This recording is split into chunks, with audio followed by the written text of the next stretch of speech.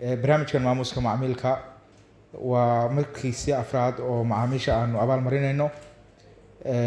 Markan waxa aanu macaamiisheeda ku abaalmarinaynaa hadiyado qaaliya. Halka waxaa nala jooga macaamiil ka mid ah macaamiisha shirkadda Somtel oo ku guuleystay gaari Probox oo halka ku guddoonsiin doono.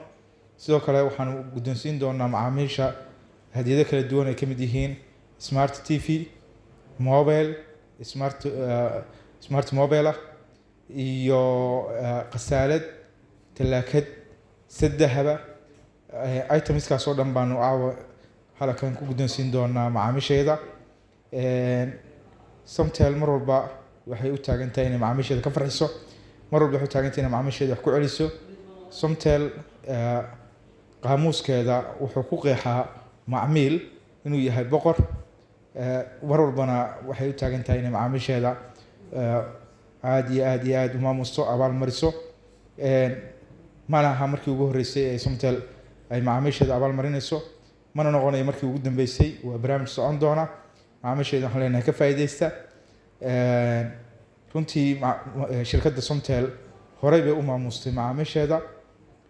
Waxay siisay internetkii ugu jabnaa, ugu speed ka badnaa, fiber optic ah. Waxay siisay ku hadalkii ugu jabnaa oo qofka macaamilka ahi uu $1 ku hadlayo Soomaaliya oo dhan, $1 ku shubo, bil dhan ku hadal.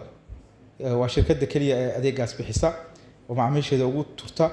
Qof walba oo jeebkiisa maaragtay u naxayana uu laga rabo inuu xisaabtamo, uu fiiriyo waxa weeye waxa uu maaragtay offerka ay siisay shirkadda Somtel. Waxaan leenahay macaamiisheeda mar walba waxaad tihiin waxa weeye boqoradayada, mar walba waxaa naga mudan tihiin maamuus. waxaanu idin diyaarinahay inaan mar walba idin maamusno. Waxaan aad iyo aad ugu hambalyeynaya macaamiilka guuleystay iyo macaamiisha kale guuleystay dhammaan. Caawana halkan waxaa nala jooga guddoomiyihii rugta ganacsiga iyo wasiir ku-xigeenka dekedaha oo macaamiilka ku wareejin doona gaarigii, macaamiisha kalena guddoonsiin doona hadiyadahoodii. aad iyo aad baa mahadsantihiin. waxaan leenahay mar walba Somtel ku xirnaada. Somtel waa shirkadda dadweynaha iskale. aad iyo aad baa mahadsantihiin. Asalaamu calaykum waraxmatullahi wabarakaatu.